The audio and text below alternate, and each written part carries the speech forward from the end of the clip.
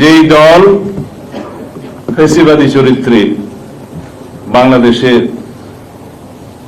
গণহত্যা চালিয়েছে, মানবতা বিরোধী অপরাধের জন্য যেই দল দায়ী, যেই দলের নির্ধারিত সরকার দায়ী অনির্বাচিত হলেও শেখ হাসিনা আওয়ামী লীগের সভানেত্রী হিসেবে প্রধানমন্ত্রিত্ব করেছেন অনির্বাচিত সরকারের, অবৈধ সরকার, তার সিদ্ধান্তে এবং আওয়ামী লীগের রাজনৈতিক সিদ্ধান্তে এই দেশে গণহত্যা এবং মানবতা বিরোধী অপরাধ হয়েছে। সুতরাং ব্যক্তির সাথে সেই সংগঠনেরও তো বিচার করতে হবে। যারা দায়ী সেই সমস্ত ব্যক্তির বিরুদ্ধে, সাবেক অবৈধ প্রধানমন্ত্রী সহ সবার বিরুদ্ধে এই আন্তর্জাতিক অপরাধ ট্রাইব্যুনালে এবং অন্যান্য আদালতে মামলা হয়েছে, বিচার হবে, বিচার নিশ্চিত করতে হবে। কিন্তু সংগঠন হিসেবে একটি রাজনৈতিক দলের সংগঠনের বিচার করার প্রভিশন আর্টিকেল 47-এ আছে বাংলাদেশের বর্তমান কনস্টিটিউশনে। যেহেতু এখনো কনস্টিটিউশন এটা জীবিত এবং এই কনস্টিটিউশন অনুসারে এই সরকার পরিচালিত হচ্ছে এবং শপথ নিয়েছে বৈধ সরকার হিসেবে। সুতরাং সেই সংগঠনের গণহত্যা এবং মানবতা বিরোধী অপরাধের জন্য, রাজনৈতিক সংগঠনের বিচারের জন্য আমরা তো এখনো পর্যন্ত তত বেশি সোচ্চার নই, কেউ তেমন উচ্চারণ করছে না। বিচ্ছিন্নভাবে যদি বলে অমুককে নির্বাচন করতে দেব না, আইন কি বলে? নির্বাচন কমিশন যদি তফসিল ঘোষণা করে সেই সময় পর্যন্ত যারা রেজিস্ট্রেশন বৈধ থাকবে তারা নির্বাচনে অংশগ্রহণ করতে পারবে, সেটা তো মাথায় রাখতে হবে।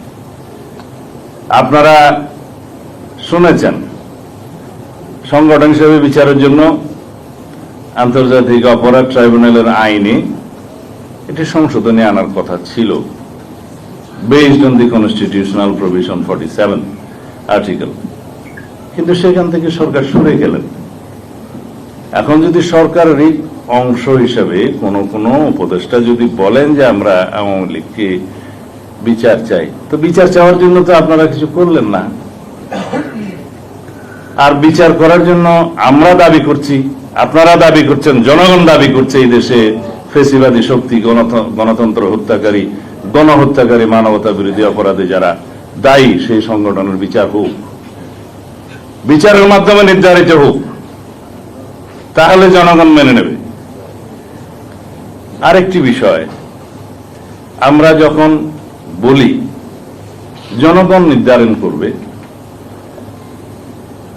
জনগণ কিভাবে নির্ধারণ করে?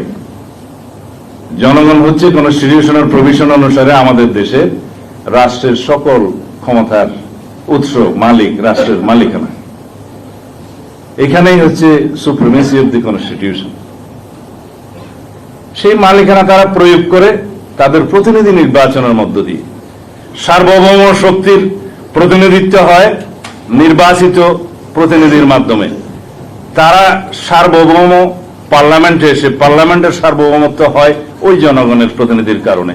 সেখানে তারা সার্বভৌমত্বের কথা বলে এবং ওইটাই একমাত্র হাউস যেখানে যা কিছুই আপনি আলোচনা করেন আদালতে বিচার করা যায় না, মামলা দায়ের করা যায় না। এটা সার্বভৌমত্বের বহিঃপ্রকাশের জায়গা।